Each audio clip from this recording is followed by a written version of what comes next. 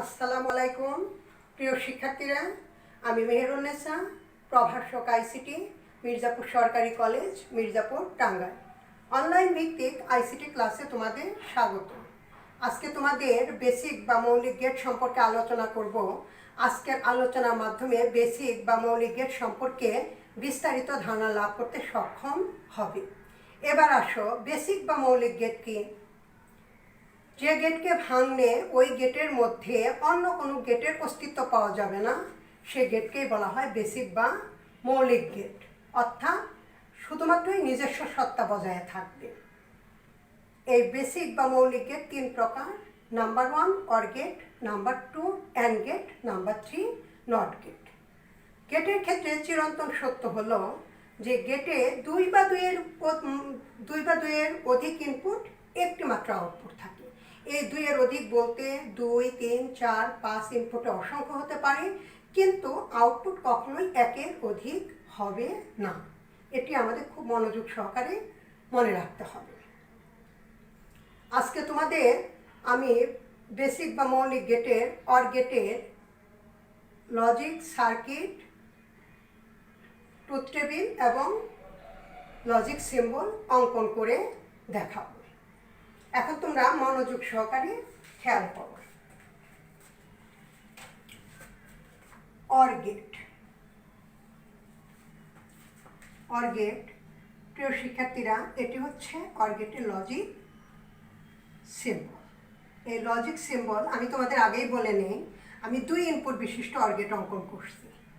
Or গেটের ক্ষেত্রে 2 input যদি হয়, 2 ইনপুট বিশিষ্ট হয়, তাহলে ইনপুট হচ্ছে এ এবং বি। সংকেত হিসেবে ইনপুটে এ এবং বিকে বসাবো। আর চিরন্তন সত্য হচ্ছে আউটপুটে শুধুমাত্র একটি আউটপুট থাকবে। আউটপুট একটি থাকবে। এখানে আমরা লিখব y = a or b।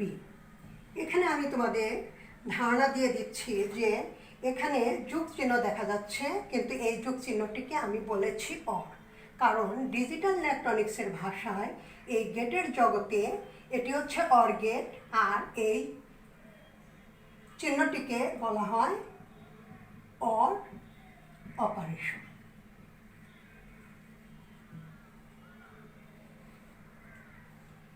এটিকে আমরা কখনো যোগ বা প্লাস বলবো না, বলতে হবে অর গেট, আর এই চিহ্নকে বলতে হবে অর অপারেশন।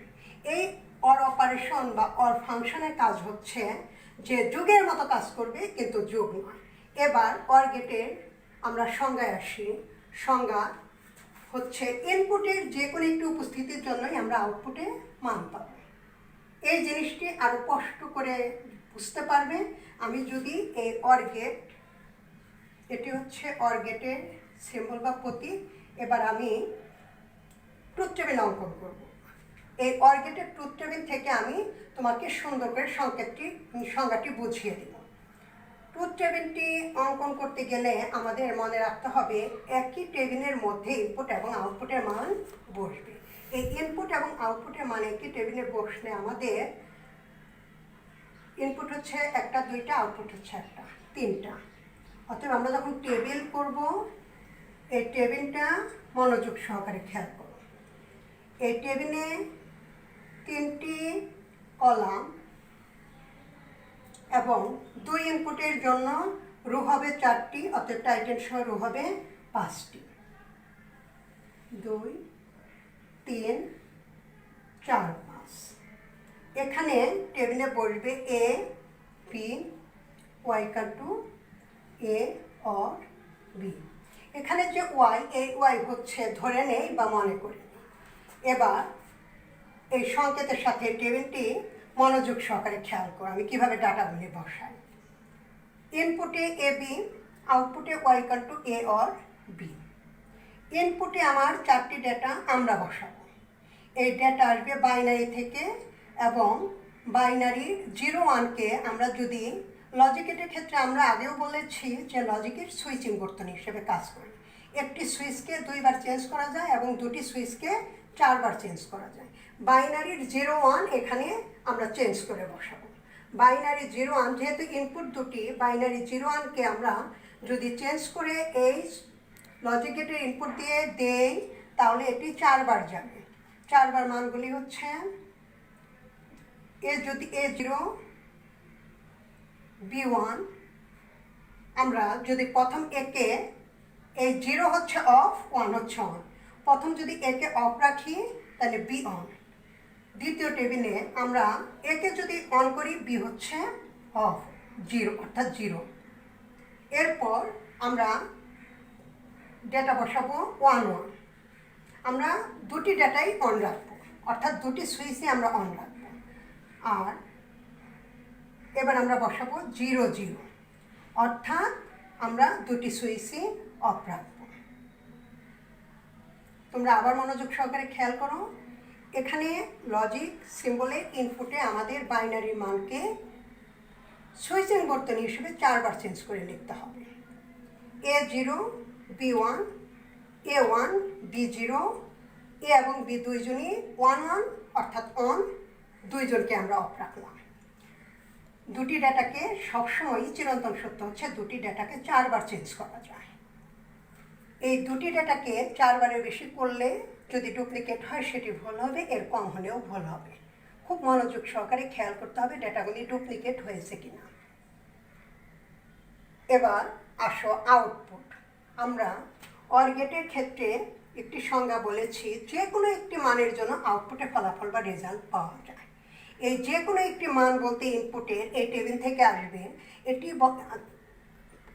পূর্বে বলা হয়েছিল যে যুগের মতো কাজ করবে, কিন্তু যুগ না, বলতে হয় অর অপারেশন। যেহেতু যুগের মতো কাজ করে তাহলে 0 1, এখানে টেবিলে 0 1, যুগের মতো কাজ করলে এটি হচ্ছে 1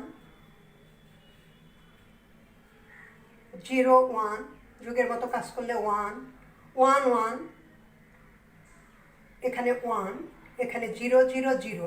এরও লজিক বা যুক্তি আছে, তোমাদেরকে লজিক বা যুক্তিটি আমি আর একটু বুঝিয়ে দেই। যখন আমরা এ সুইচে 0 দিব, এ সুইচকে অফ রাখবো, এখানে 0 হচ্ছে অফ আর এ হচ্ছে অন।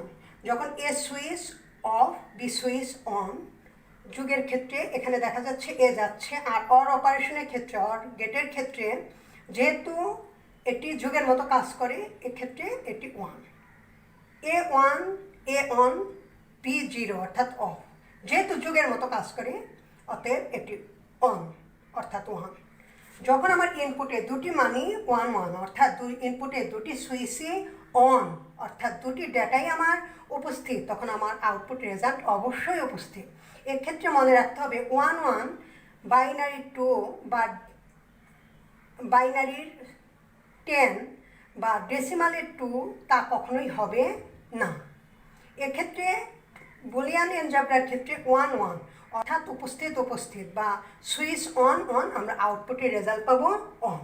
আর 0 0 ডেটা যখন দিব তখন দুটি সুইচে যদি অফ থাকে আমার আউটপুটের রেজাল্ট অবশ্যই অফ, অর্থাৎ ইনপুটের দুটি সুইচ অফ থাকলে আউটপুট কখনোই অন হতে পারে না, অফই থাকবে। এখান থেকে আমরা লজিক সার্কিট অঙ্কন করব। প্রিয় শিক্ষার্থীরা, আমরা লজিক সার্কিট অঙ্কন করার সময় খেয়াল করব এখান থেকে একটি প্যারালাল লজিক সার্কিট অঙ্কন করা যায়। এই প্যারালাল লজিক সার্কিট অঙ্কন করার ক্ষেত্রে আমি এখানে সার্কিটটি অঙ্কন করছি।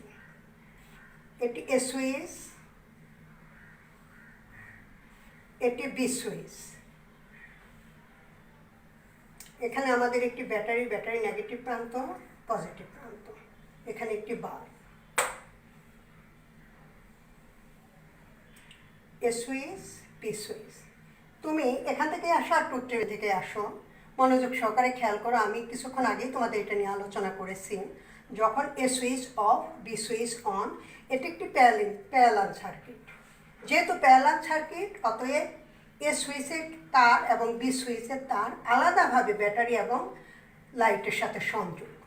অতএব এ যদি অফ থাকে বি অন থাকে তাহলে আমরা রেজাল্ট পাবো, এ যদি অন থাকে বি অফ থাকে তাহলেও আমরা রেজাল্ট পাবো, কারণ এক্ষেত্রে কোনো সমস্যা নেই। এখন ট্রুথ টেবিলের সাথে আমরা মিলিয়ে দেখব কিভাবে প্যারালাল সার্কিট হলো।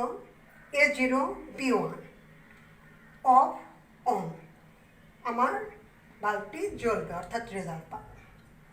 এ অন বি অফ, 0 যেহেতু অফ, এক্ষেত্রে আমার বাল্বটি জ্বলবে, আমি রেজাল্ট পাবো। আমার দুটি সুইচকে যদি আমি অন করি 1 1 মানে অন অন, আমার আউটপুটে রেজাল্ট হবে অন, আমি রেজাল্ট পাবো, বাল্ব আমার জ্বলবে অন। আমার যখন দুটি ইনপুট ডেটা 0 মানে switch off, A off B off, তখন আমি কখনোই রেজাল্ট পাবো না, অর্থাৎ বাল্ব জ্বলবে না। এটি হচ্ছে পেলা সার্কিট। প্রিয় শিক্ষার্থীরা, আজকে আমি তোমাদের অর গেটের লজিক সিম্বল, ট্রুথ টেবিল এবং লজিক সার্কিট অঙ্কন করে দেখিয়েছি। তোমরা বইয়ের সাথে সুন্দর করে মিলিয়ে নেবে, বই বেশি বেশি পড়বে। এখান থেকে জ্ঞানমূলক, অনুধাবন, প্রয়োগ এবং উচ্চতা দক্ষতার মাপকাঠি বিভিন্ন ধরনের প্রশ্ন হয়ে থাকে। ধন্যবাদ জানিয়ে তোমাদের লেকচার আজকে এখানেই শেষ করছি। আল্লাহ হাফেজ।